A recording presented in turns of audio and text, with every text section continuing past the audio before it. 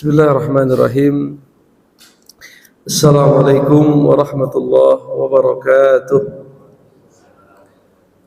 Alhamdulillah. Alhamdulillahi rabbil alamin. Wa bihi nasta'in ala umurid dunya waddin.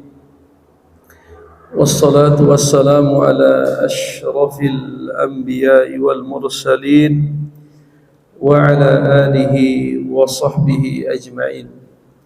Asyhadu an la ilaha illallah wahdahu la syarika lah wa asyhadu anna Muhammadan abduhu wa rasuluh la nabiyya ba'dah.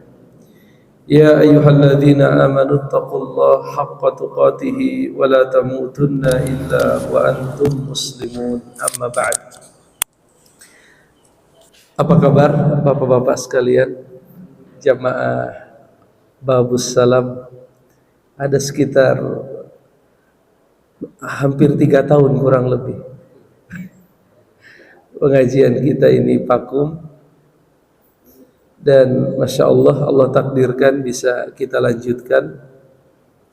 Walaupun sebenarnya Sabtu keempat ini seharusnya ada jadwal saya punya jadwal di Cipinang Bunder, Jakarta Timur.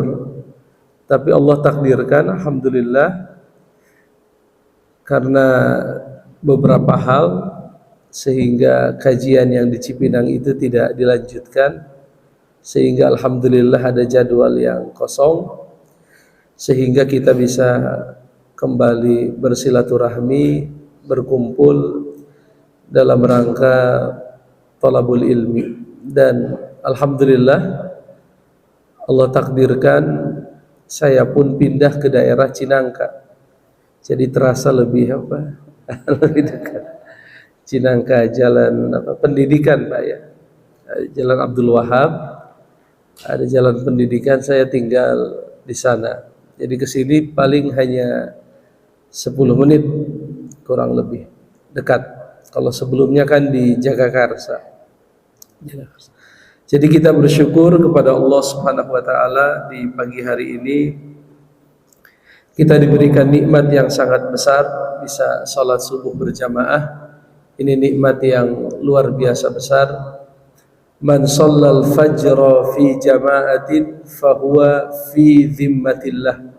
Barang siapa yang salat subuh berjamaah, maka dia di bawah perlindungan Allah Subhanahu wa taala.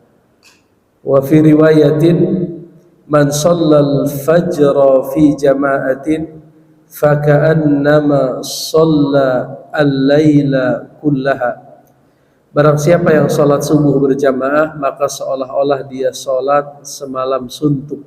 Artinya salat sepanjang malam. Itu nikmat yang luar biasa besar yang harus kita syukuri dan kita jaga.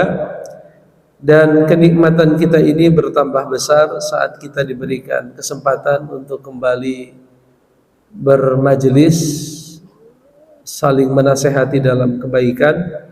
Mudah-mudahan Allah berikan kita keikhlasan dan ilmu yang bermanfaat. Tapi karena liburnya sudah cukup panjang, saya semalam ketika akan mempersiapkan bingung sudah sampai Bapak, Pak. Sepertinya Bapak Ustadz dikasih tanda itu.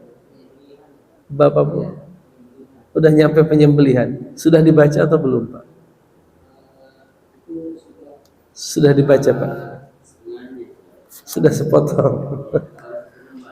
Baru 1 lembar.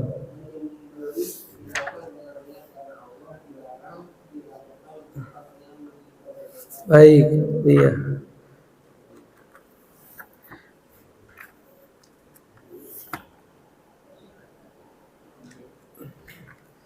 Berarti kita masih di dalam pembahasan penyembelihan, ya.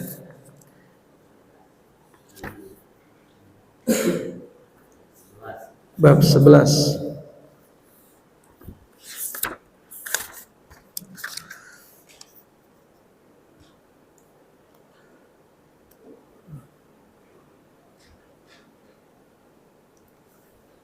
Di sini halaman 202. Baik, kita sama-sama baca, kita pelajari, mudah-mudahan Allah memberikan kita ilmu yang bermanfaat. Kita ulang sedikit tentang masalah penyembelihan, baru kita masuk ke bab yang baru. Dalam Islam, penyembelihan itu adalah ibadah, Pak, ya. Sebagaimana kita tahu, ada yang hukumnya wajib, penyembelihan itu biasanya dalam kasus haji dan umroh. Ada penyembelihan yang wajib. Biasa kita sebut dengan dam. Pernah dengar Bapak dam? Dam itu bahasa Arab, Pak. Bahasa Indonesianya darah, damun. Damul haid, darah haid. Ya, dam. Walaupun diartikan dalam bahasa Indonesia, dam itu denda. Kena dam. Apa misalnya dalam pelaksanaan ibadah umroh atau haji ada yang namanya mahzuratul ihram. Hal-hal yang dilarang saat ihram. Kalau laki-laki apa? Menutup kepala, lalu apa lagi? Memotong bulu-bulu di tubuh, memotong kuku, apalagi Pak yang dilarang? Memakai pakaian yang apa? Berjahit mengikuti bentuk tubuh, apalagi menggunakan minyak wangi, boleh atau tidak? Tidak boleh, ya. Melamar, akad nikah, apalagi bercampur badan, itu kan tidak boleh. Itu dalam ilmu fikih disebut mahzuratul ihram. Tapi dalam kondisi kita terjadi pelanggaran, maka yang harus kita lakukan adalah membayar apa? Dam. Apa hukum membayar dam? Wajib atau sunnah? Atau kalau yang paling umum terjadi pada jamaah haji Indonesia, mereka melakukan namanya haji tamattu. Pernah dengar Pak haji tamattu? Allah katakan dalam Al-Quran surat Al-Baqarah, فَمَنْ تَمَتَّعَ بِالْعُمْرَةِ إِلَى الْحَجِّ فَمَسْتَيْسَرَ مِنَ الْحَدِي.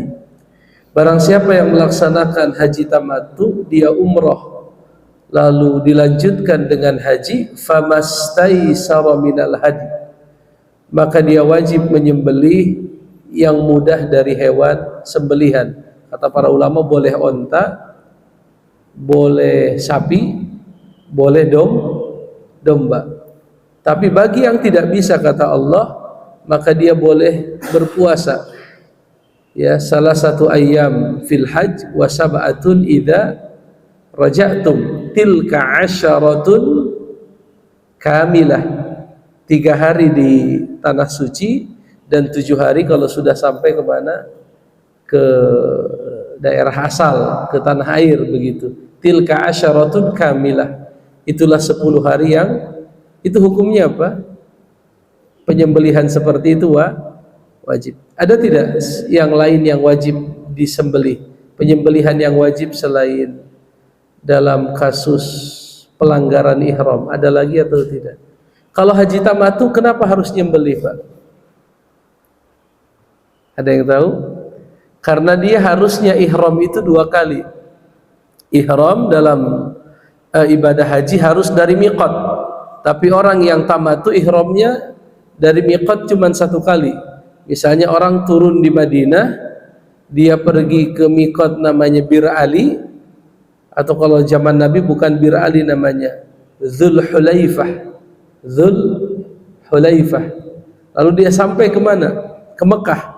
Beres umroh tentunya dia tahallul, potong rambut, lalu setelah itu pakai pakaian seperti biasa. Ketika nanti sampai tanggal 9, ya, mereka bergerak kemana? Bukan tanggal 9, tanggal 8 hari Tarwiyah, mereka berangkat ke Arafah.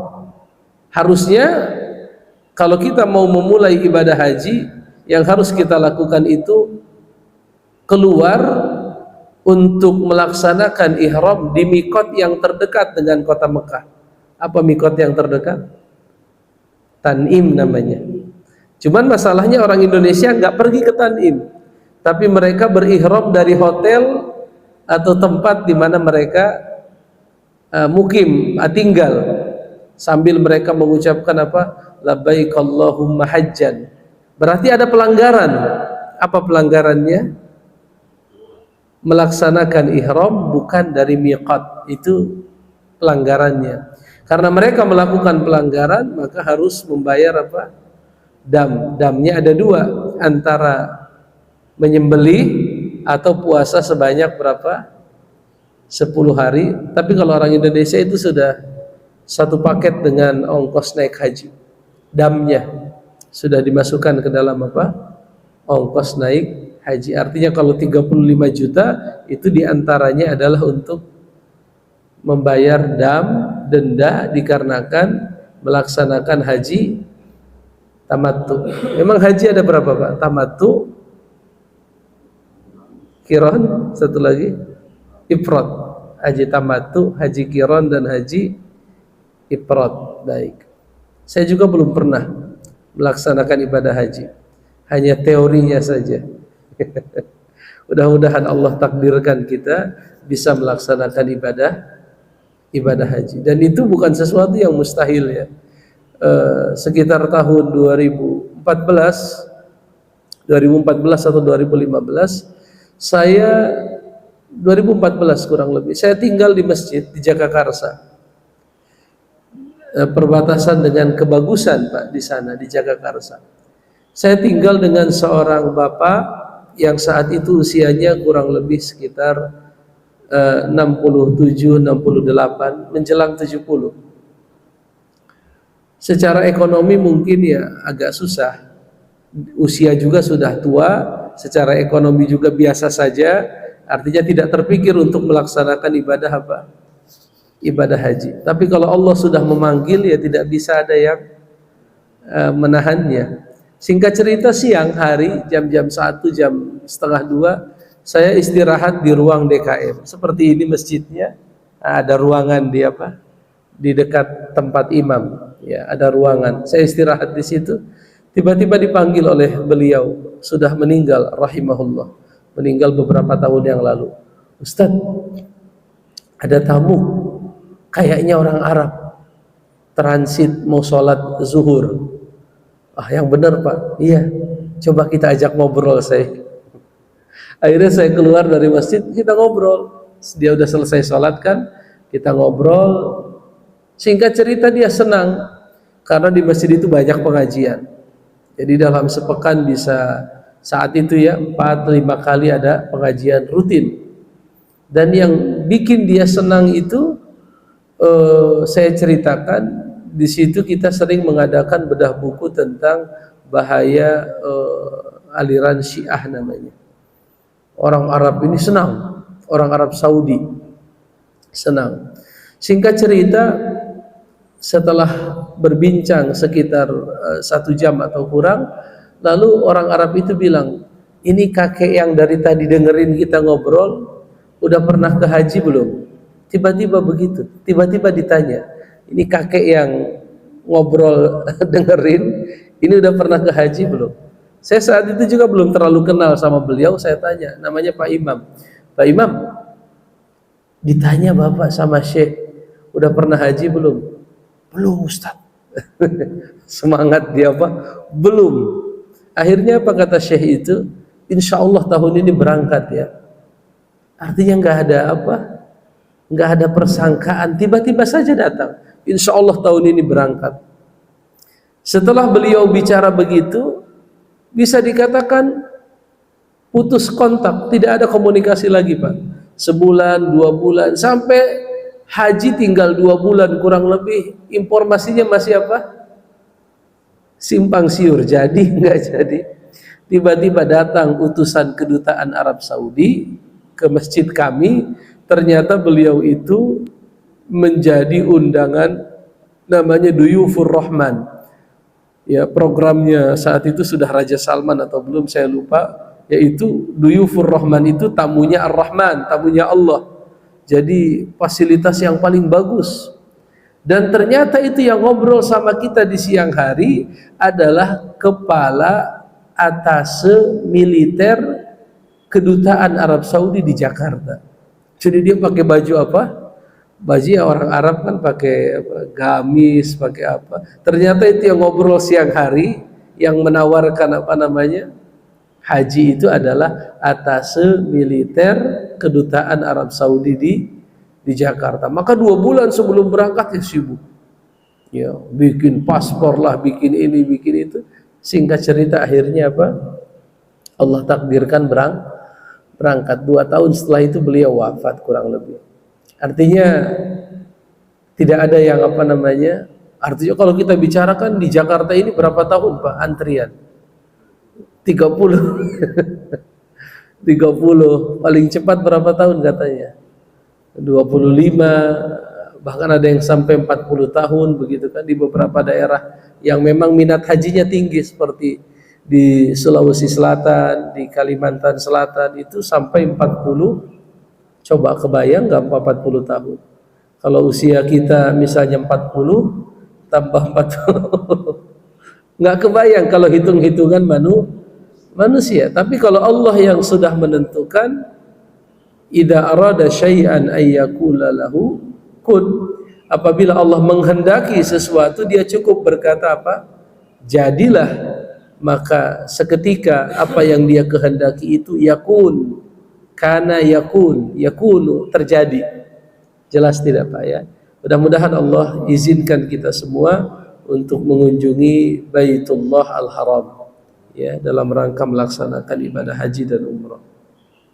Nah, kalau kita sedang haji dan umrah itu ada yang namanya bayar dam. Nah, itu sembelihan juga Pak. Hukumnya wajib. Ada juga sembelihan yang hukumnya sunnah. Bapak-bapak sudah tahu ada Idul Kurban ya. Itu kan hukumnya apa?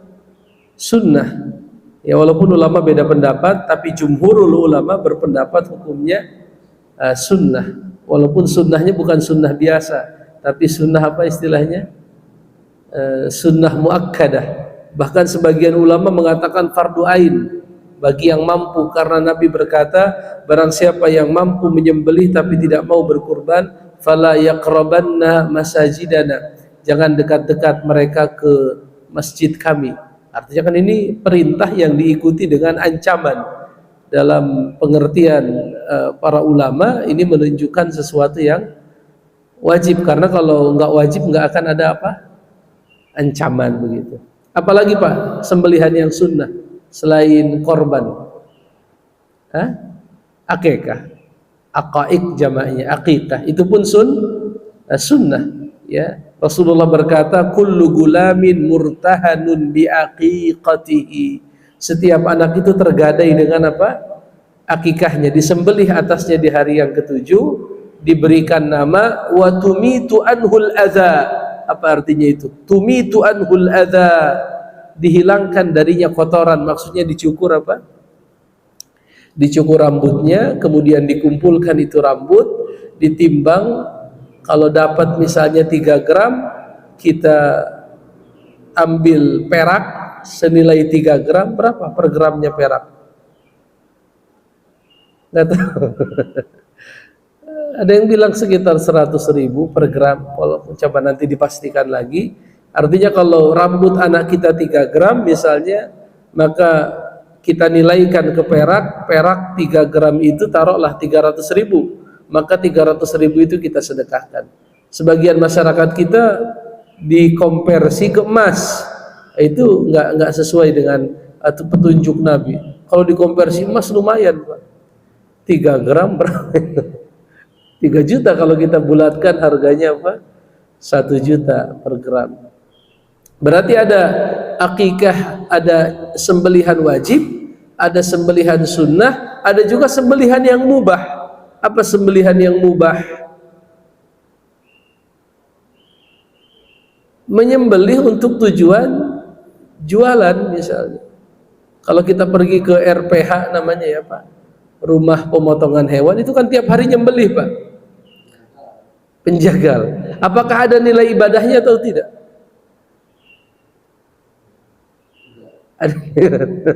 Bapak ingin konsumsi ayam lalu Bapak sembelih, atau ingin konsumsi kambing untuk di rumah misalnya disembelih, apakah itu bernilai pahala? Tidak, dia mubah, kecuali diniatkan untuk sesuatu yang sifatnya ibadah. Misalnya apa? Ikramud duyuf.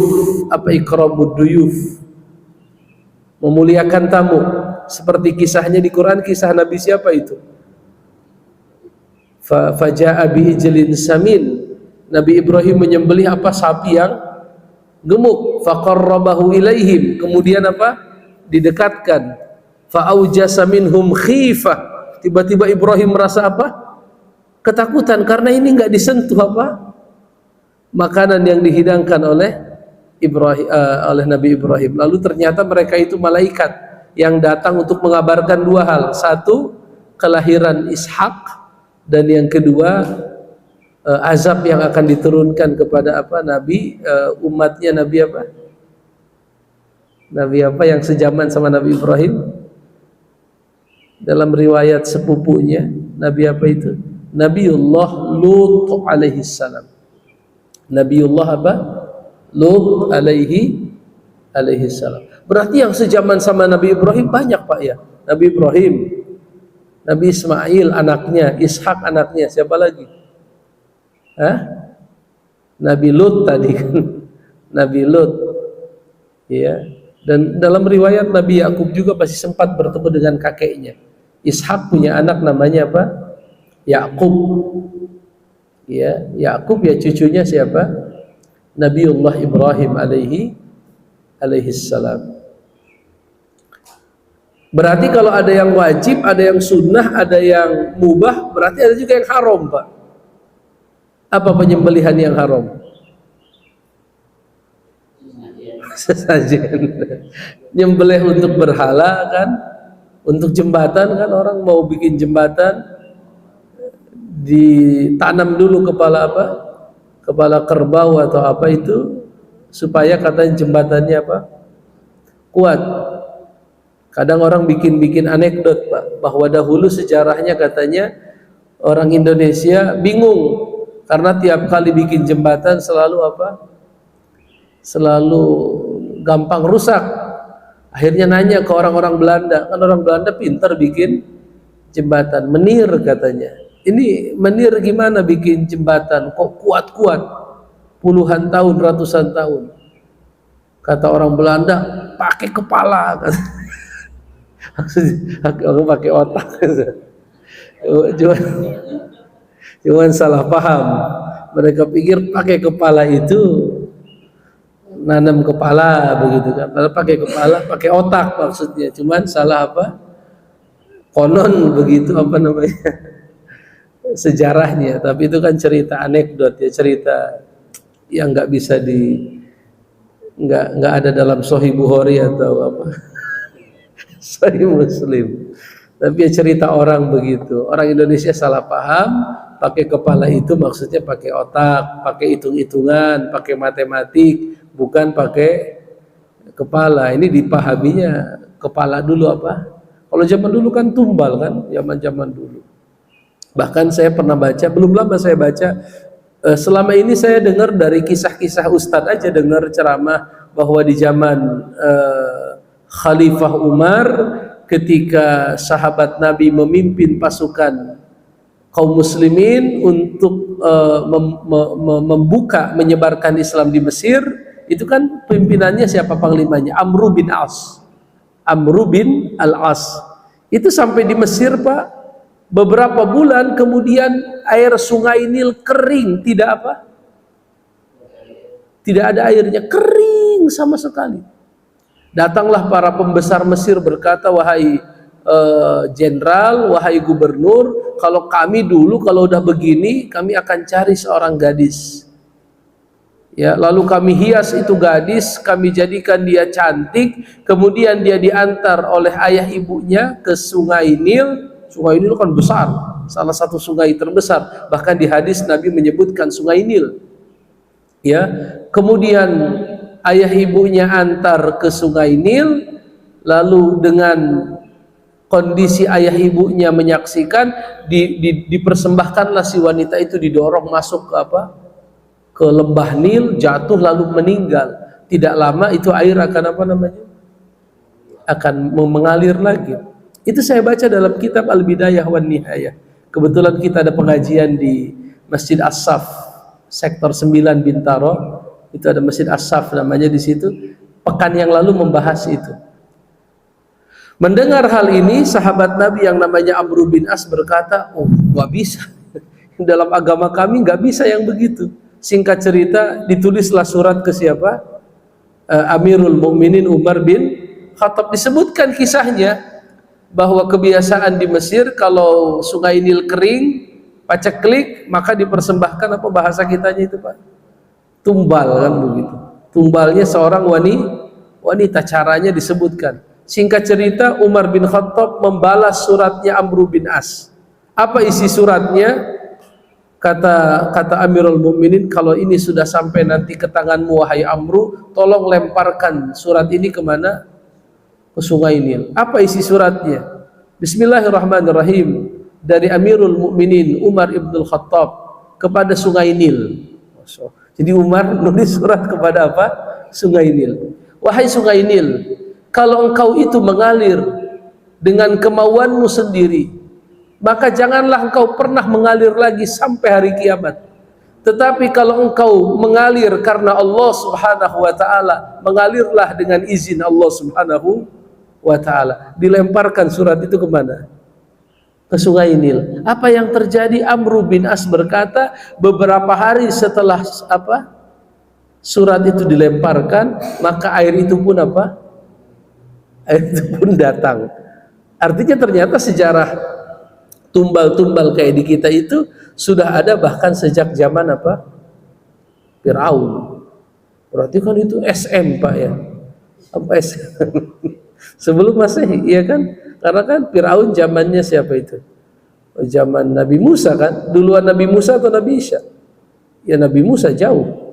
Nabi Musa dulu, baru akhir dari rangkaian nabi-nabi Bani Israel itu ditutup dengan diutusnya Nabiullah Isa alaihissalam. Artinya di zaman Mesir kuno itu sudah ada yang namanya persembahan tumbal. Berarti bukan karena cerita Belanda yang tadi ya, yang bangun jembatan pakai itu cuma anekdot saja, lelucon.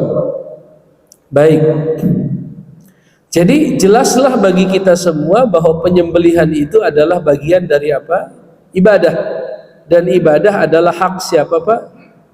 Hak Allah subhanahu wa ta'ala. Oleh karenanya kalau Bapak lihat di buku itu ada surat Al-An'am ayat 100 berapa tuh Pak? 162 ya. Allah subhanahu wa ta'ala berfirman, Qul inna salati wa nusuki wa mahyaya wa mamati lillahi rabbil alamin. Katakanlah sesungguhnya salati itu artinya apa? Salatku. Wa nusuki, apa artinya nusuki Pak? Nusuki ai zabhi. Apa itu zabhi? Zabhi, sembelihanku. Itu adalah penafsiran dari para ahli tafsir seperti Sufyan As-Sauri, As-Suddi, Sa'id ibni Jubair, begitupun Ad-Dhahhak. Mereka mengartikan wa nusuki artinya apa? Sembelihanku. Inna salati, sesungguhnya apa? Salatku, wa nusuki, dan sembelihanku. Wa mahyaya, apa wa mahyaya? Hidupku, wa mamati, matiku, lillahi rabbil alamin. Semuanya adalah milik Allah, Rabb semesta alam. Berarti hidup kita, mati kita untuk siapa? Untuk Allah. Ya, padamu Rabbi apa? Jiwa raga kami.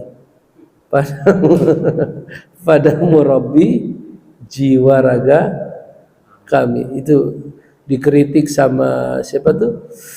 Penyair yang dari UI, Pak Taufik Ismail. Harusnya bukan padamu negeri, tapi apa? Padamu Rabbi, jiwa raga. Nah kalau kita sudah mempersembahkan jiwa raga kita sama Rabbi, otomatis nanti kita akan menjadi orang-orang yang siap berkorban untuk negeri. Kan begitu Pak ya. Dahulu kalau kita baca sejarah perjuangan bangsa Indonesia, itu lebih besar sisi apa Pak? Sisi jihad namanya. Apa namanya? Jihad itu kan perang suci, perang agama. Artinya orang makin soleh, makin bertakwa saat dia melihat kondisi negaranya bahaya, dijajah, dia akan bangkit dari apa? Bangkit melawan, kan begitu. Makanya dulu orang-orang Belanda mempersulit orang Indonesia pergi haji. Ada yang tahu kenapa alasannya? Karena ketika mereka pergi haji, mereka akan berinteraksi dengan orang Islam dari seluruh dunia. Mereka mengenal ide-ide apa kebangkitan Islam, kalau dalam istilahnya dulu pan-islamisme. Jadi bangkit, orang-orang haji itu tiba-tiba nyampe ke Indonesia jadi apa Pak? Jadi penggerak, apa namanya, penggerak perjuangan untuk melawan apapun penjajah. Ya, jadi artinya orang Islam itu bisa bangkit berjuang untuk negaranya saat dia punya komitmen menjalankan apa? Agama. Saat komitmen beragamanya kuat, otomatis komitmen bernegaranya pun jadi apa? Jadi kuat. Tapi kalau kita nggak punya komitmen beragama, itu nggak akan ada arti pengorbanan untuk apa? Negara. Negara hanya dijadikan objek untuk memperkaya apa? Memperkaya diri. Tapi kalau agama sudah masuk ke dalam hati seseorang, dia menjalankan negara untuk semata-mata beribadah kepada Allah. Seperti siapa tuh yang berkata memimpin itu artinya miskin, memimpin itu melarat. Itu siapa yang berkata begitu? Kiai Haji apa? Agus Salim. Yang bisa bahasa sampai 7 bahasa ya. Seorang diplomat Indonesia, Kiai Haji Agus Salim. Beliau punya perkataan yang sangat luar biasa. Memimpin itu adalah apa? Siap menderita. Kalau di kita kan memimpin untuk bahagia itu. Maka modalnya gede-gedean dan balik modalnya juga harus apa? Harus berkali-kali apa? Kali lipat. Maka jangan aneh kalau di kita ya baru seminggu dilantik udah apa? Udah apa? OTT namanya apa? Operasi apa? Tangkap tangan. Baru satu, ada apa yang begitu? Bahkan ada yang baru dilantik besoknya udah. Inilah di kita begitu. Jadi di sini Allah mengajak kita untuk apa? Mempersembahkan segala bagian hidup kita untuk siapa? Karena memang Allah yang memiliki jiwa kita ya. Allah yang memberikan kita fisik, maka Dia yang paling berhak untuk mendapatkan apa? Pengabdian terbesar dari kita. Inna salati, salatku, wa nusuki. Apa nusuk tadi? Nusuk sembelihan ya. Itu Bapak bisa buka dalam tafsir Ibnu Katsir dan lain sebagainya. An-nusuk kata para ulama salaf seperti Sufyan As-Sauri, As-Suddi, Sa'id bin Jubair, lalu Ad-Dhahhak, mereka berkata nusuki ai zabhi. Ada zabah, ada nahar. Pernah dengar bedanya apa? Zab fasalli li rabbika wanhar. Salatlah dan menyembelih untuk Allah. Apa bedanya zabah dengan nahar? Ada yang tahu? Kalau zabah itu menyembelih hewan dengan cara menjatuhkannya. Jadi hewannya diapain dulu Pak? Jatuhin dulu. Kalau udah jatuh baru itu namanya apa? Zabah. Kalau nahar atau nahar? Pakai ha atau ha? Ha atau ha? Nahri atau nahri? Kalau nahri sungai, Nahrul Furat, sungai Efrat. Nah, pakai ha apa nah? Ha halus, ha kecil. Nahr, sembelihan. Nah kalau nahar tadi yang Bapak bilang dia apa itu? Ditusuk, ditikam. Jadi tukang jagal menunggu waktu di mana si onta itu lengah. Lalu dia sudah siapkan apa tuh namanya? Pisau, nggak terlalu besar pisaunya. Ya seperti orang Arab bilang honjar. Honjar itu apa namanya? Badik atau apa? Pisau kecil begitu kan? Jadi ketika si ontanya lagi lengah, cepat begitu. Tahu-tahu ontanya sudah apa? Jatuh karena darahnya apa? Keluar. Itu namanya apa? Nahar. Jadi ada nahar, ada zabah. Kalau zabah apa? Dijatuhkan dulu hewannya baru disembelih. Kalau nahar di dalam kondisi berdiri, ditikam begitu ya. Dua-duanya boleh atau tidak? Boleh ya, walaupun biasanya kalau nahar umumnya dilakukan untuk onta. Kalau zabah sapi, kambing, kerbau dan semacamnya. Jadi berarti kita sudah dapat dua ayat ini yang semuanya menunjukkan sembelihan itu milik Allah. Al-An'am 100 berapa di buku?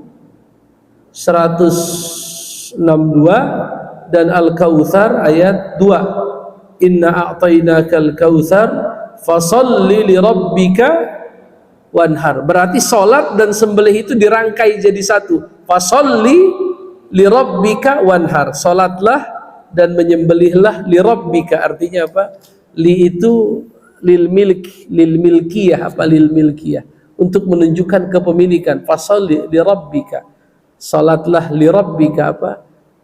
Hanya untuk apa? Rabbmu. Lam apa namanya? Lam ta'lil, bukan lam milkiyah namanya. Lam apa? Lamu at-ta'lil, lirabbika, untuk apa? Rabbmu, dan itu lamnya lam jar ya, li rabbika. Salatlah untuk Allah dan menyembelihlah untuk siapa? Allah Subhanahu wa taala. Dalil yang ketiga, Bapak boleh lihat lagi di buku, ada hadis Ali tidak di buku Pak? Ada ya?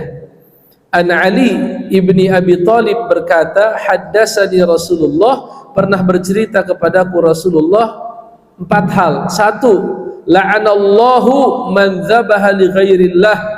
Allah melaknat orang yang menyembelih untuk selain Allah. Laknat itu apa Pak? Apa Pak? Masya Allah, barakallah. Laknat itu dijauhkan dari kebaikan.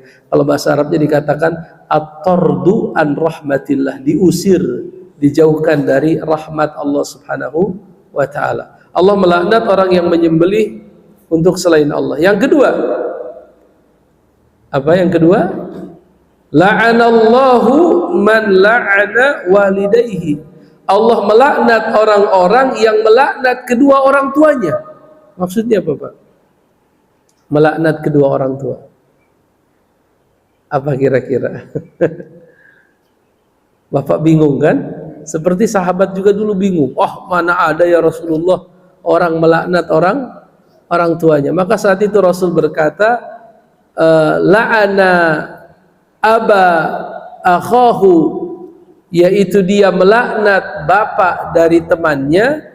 Dalam riwayat yasubbu aba akhihi, dia mencela bapak dari saudaranya sehingga saudaranya tersebut mencela apa? Bapaknya. Itu maksudnya. Jadi bukan maksudnya kita melaknat orang tua kita. Kita tidak mungkin melaknat orang tua kita dalam kondisi yang normal. Umumnya enggak. Tapi kita mencela orang tua si fulan sehingga si fulan itu apa? Balik mencela orang tua kita. Itu dalam Islam ada istilahnya, kalau bapak-bapak pernah mendengar, saddu dzari'ah. Saddu menutup. Az-zari'ah apa? Jalan. Saddu dzari'ah itu satu hukum di mana kita menutup semua jalan yang menyebabkan terjadinya maksiat.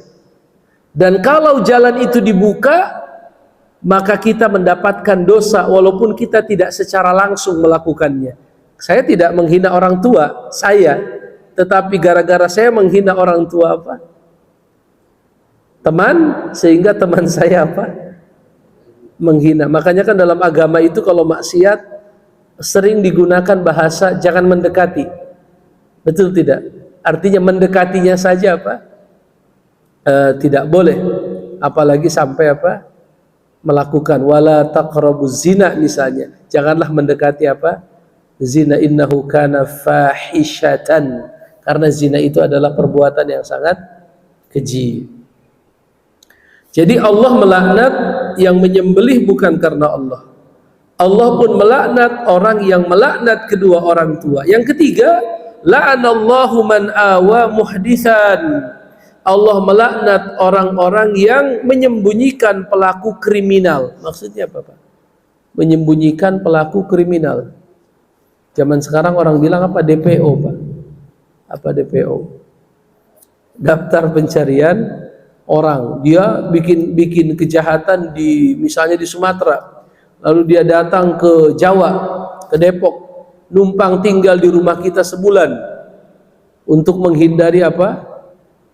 Kejaran polisi. Maka tiap harinya kita diapakan itu?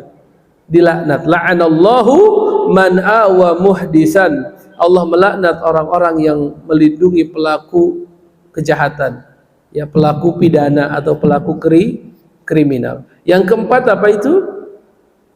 La'anallahu man ghayyara manaral ardi. Allah melaknat orang-orang yang mengubah batas-batas tanah, patok. Jadi tanahnya diapakan, Pak? Kalau diperkecil gimana, Pak? Kalau diperkecil,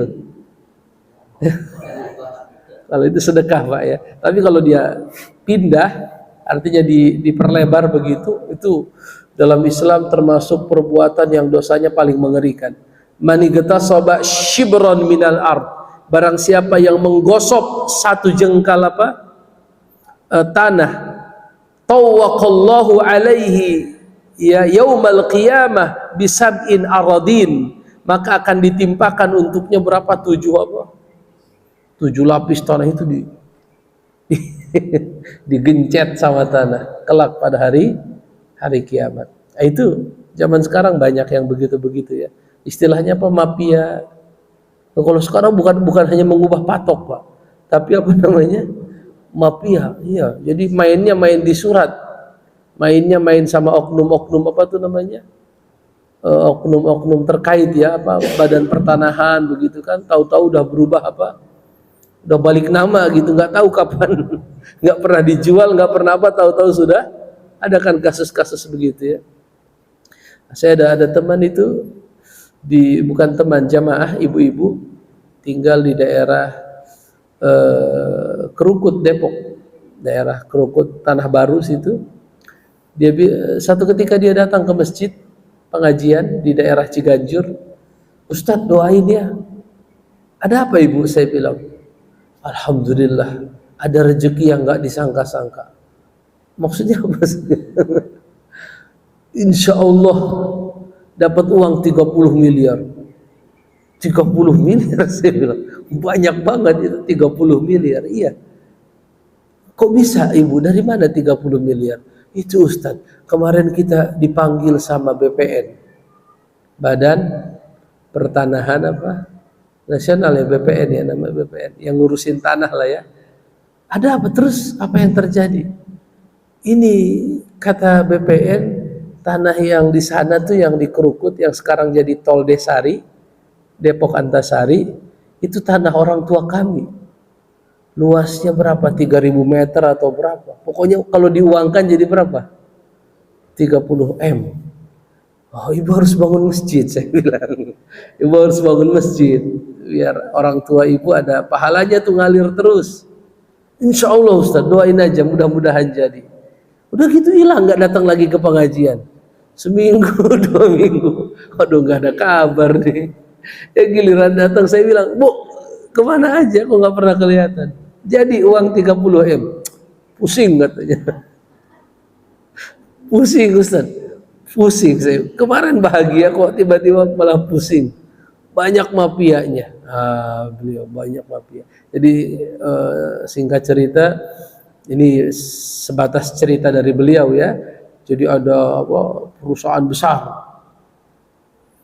Perusahaan besar lah kalau di Cinere, itu perumahan-perumahan yang megang mereka semua tuh. Ya, apa modern apalah itu, ya, Bapak tahu itu daerah Cinere. Kalau Pondok Cabe kan ada Golep tuh, perumahan mereka semua itu luas begitu.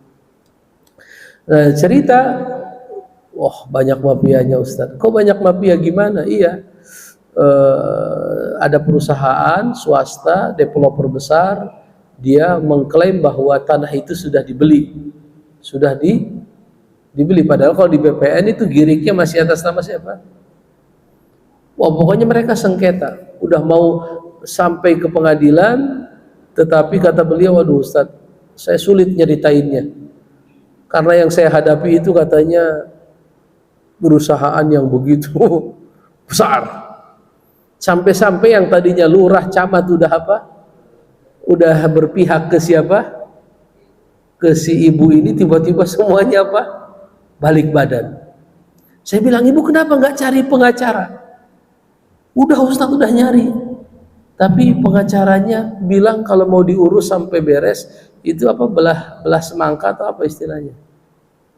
50-50 katanya. Dan kami udah bingung dengan kondisi itu. Terus gimana? Ah udahlah. Ya, nanti aja di akhirat diurus katanya. Oh berarti nggak jadi yang 30 M. Nggak jadi. Qadarullah Ustaz, nggak jadi. Nah, begitu. Banyak orang-orang yang begitu Pak, mempermainkan apa? Tanah, kan begitu ya. Padahal ini nggak main-main hukumannya di akhirat. Jangankan 1 meter ya, jangankan 1 hektar atau 100 meter, 1 jengkal aja kata Nabi, kalau itu kita kita ambil yang bukan hak kita, tawaqallahu bihi yaumal qiyamah. Allah timpakan dengan apa? 7 lapisnya itu ditimpakan ke orang tersebut. Siapa yang sanggup Pak? 7 lapis tanah. Ini kita 1 lapis saja belum ketemu ujungnya ya. Apa ujung 1 lapis itu? Belum ke lapisan yang kedua, lapisan ketiga. Kalau Bapak, saya rasa Bapak-bapak pernah melihat kan tambang-tambang itu ya. Dulu kita pernah ke tambang pasir itu Pak, ya itu kan dalam tambang pasir. Apalagi kayak yang di Papua itu Tembagapura atau apa itu. Katanya luas terowongan dalam tanahnya saja sampai berapa? 500 kilo. Betul atau tidak? Siapa yang pernah ke sana? Itu 500 kilometer Pak. Jadi kalau kita masuk ke terowongan itu, padahal di situ aja lingkungannya Pak, di Tembagapura itu, di Papua itu bisa sampai berapa? 500 kilo. Dari sini kemana 500 kilo Pak? Ke Semarang nyampe berapa kilo Semarang? 50. Berarti masih terus lagi. 500 kilo. Jadi kalau kita masuk ke tambang yang terbesar di dunia itu yang di Papua, katanya ke dalamnya itu ada berapa? Kalau dibuat kilometer itu 500 kilo. Artinya di bawah tanah itu sangat apa Pak? Sangat luas. Dan itulah yang nanti ditimpa ke siapa? Ke orang-orang yang bermain-main dengan apa? Dengan tanah. Mafia apa namanya? Mafia ini lagi viral kan, lagi rame itu masalah apa? Mafia, sampai ada artis atau apa itu yang apa? Tiba-tiba suratnya apa? Berubah, ini surat kok jadi berubah atas nama orang. Itulah luar biasa manusia. Kalau sudah urusan dunia, segala cara diapakan Pak?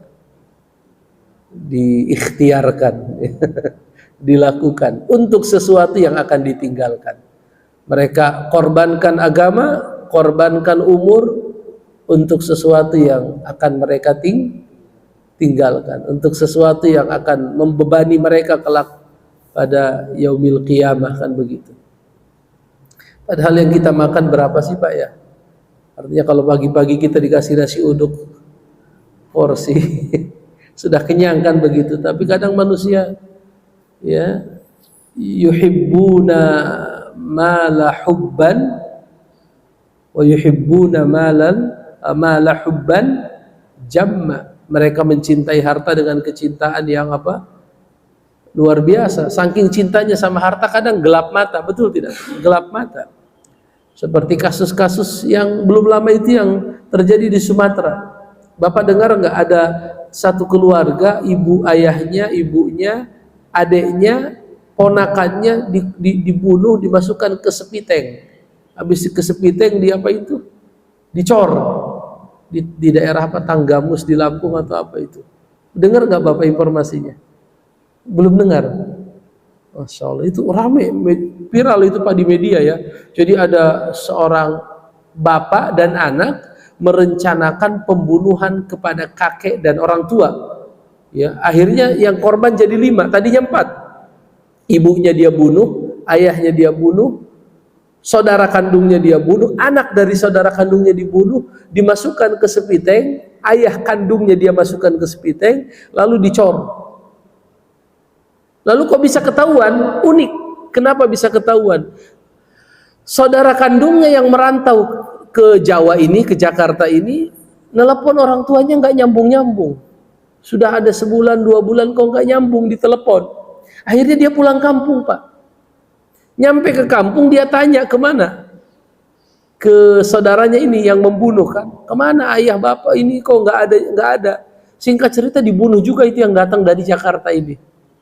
Orang keluarga yang di Jakarta akhirnya apa? Bingung kan, istrinya, anaknya bingung kok ini suami atau ayah pergi ke Lampung nggak pulang-pulang sampai sekarang.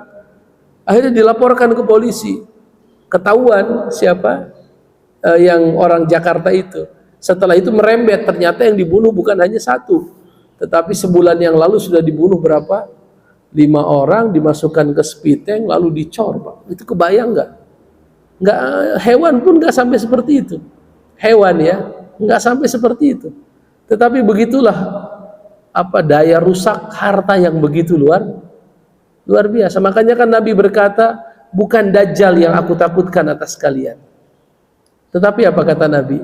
Yaitu ketika Allah membukakan untuk kalian dunia, kemudian kalian tatanafasuna fi, apa itu? Berlomba-lomba mengumpulkannya sehingga kalian binasa sebagaimana umat-umat apa? Sebelum kalian. Itu pesan siapa? Nabi kita Muhammad sallallahu alaihi wasallam. Itu hadis, Pak. Masih ada tidak dalilnya? Sudah habis ya?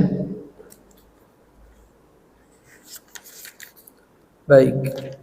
Insya Allah nanti di pertemuan yang akan datang. Oh, masih ada satu lagi, Pak. Masih ada satu dalil lagi ya. Yang terakhir ini dari Tariq bin Syihab, ada tidak? Hadis Tariq bin Syihab ada ya? Baik. Kalau Bapak lihat hadis ini riwayat Imam Ahmad, betul ya? Hadisnya riwayat Imam Ahmad dari sahabat Nabi yang bernama Tariq bin Syihab. Anna Rasulullah sallallahu alaihi wasallam qaal, sesungguhnya baginda Rasulullah pernah bersabda, dakhalal jannata rajulun fi dzubab, masuk surga seseorang dikarenakan lalat. Wa dakhalan nara rajulun fi dzubab, dan ada seorang laki-laki masuk neraka gara-gara lalat. Qalu, para sahabat berkata, wa kaifa dzalika ya Rasulullah, kok bisa ya Rasulullah?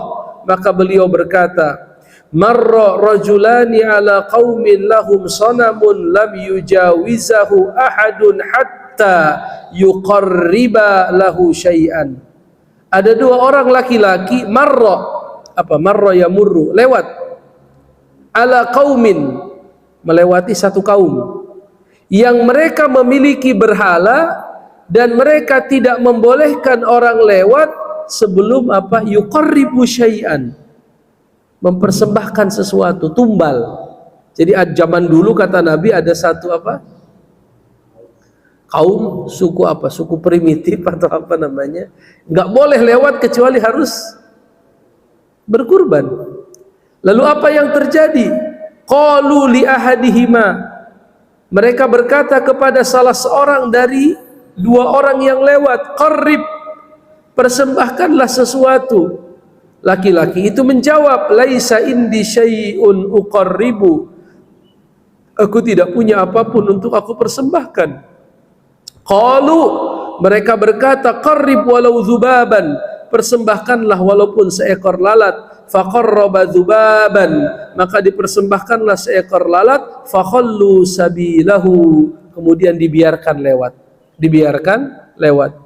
Fadakhalan nar, karena itu dia masuk neraka. Wa qalu lil akhar, dikatakan kepada laki-laki yang lain, qarrib, persembahkanlah. Qal, laki-laki itu menjawab, ma kuntu li uqarriba li ahadin syai'an dunallah, aku tidak akan pernah mempersembahkan apapun kepada selain Allah. Fadarabu unuqahu, orang itu pun dipenggal lehernya. Fadakhalal jannah, maka dia masuk surga. Berarti masalah menyembelih ini bukan masalah sederhana. Dia pembahasannya fikih, tapi konsekuensinya tauhid, akidah. Pembahasannya kan nyembelih di fikih. Tajamkan pisau, pisahkan antara yang sedang disembelih dengan yang akan disembelih. Itu pembahasan di ilmu apa, Pak? Ilmu fikih. Tapi kalau ada penyimpangan dalam masalah penyembelihan, larinya malah ke masalah apa? Akidah. Ya, oleh karenanya di antara bentuk syirkul akbar adalah azabhu li ghairillah, menyembelih bukan karena siapa? Allah Subhanahu wa taala. Sudah isyrak. Baik. Biasa kita sampai jam berapa dulu? Sampai jam segini. Sampai syuruk ya, baik. Tapi saya kagum. Timnya masih tetap seperti dulu, Pak. Betul Ustaz ya. Timnya masih apa? Tim kita ini masih stok lama, masih lengkap. Alhamdulillah semuanya dikasih apa? Istiqomah oleh Allah Subhanahu wa taala. Ya. Ini kajian ini apakah ada di Sabtu yang lain, ada kajian juga? Ada juga. Sama juga timnya seperti ini. Oh, ini tim inti berarti Pak. Kesebelasan. Baik, Bapak nggak punya cadangan. Ini tim inti semua, pemain inti semua. Istiqomah mudah-mudahan Pak ya. Ya. Kapan lagi kita sisakan umur kita untuk untuk bermajelis ilmu, mendengarkan ayat-ayat Allah Subhanahu wa taala. Ya minimal sepekan satu kali di akhir pekan kita sisakan waktu kita untuk belajar, minimal watawasau bil haq watawasau bi sabar, saling mengingatkan dalam kebaikan dan saling mengingatkan dalam kesabaran. Sebelum ditutup, para hadirin, tafadhol apabila ada yang ingin disampaikan.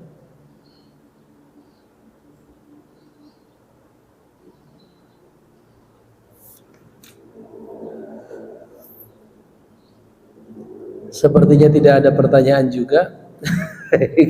Insya Allah kita ketemu bulan yang akan datang, mudah-mudahan tahun depan, berarti insya Allah tahun depan di akhir Januari. Baik. Kita tutup dengan doa kafaratul majlis. Subhanakallahumma wa bihamdika asyhadu an la ilaha illa anta astaghfiruka wa atubu ilaik. Assalamualaikum warahmatullahi wabarakatuh.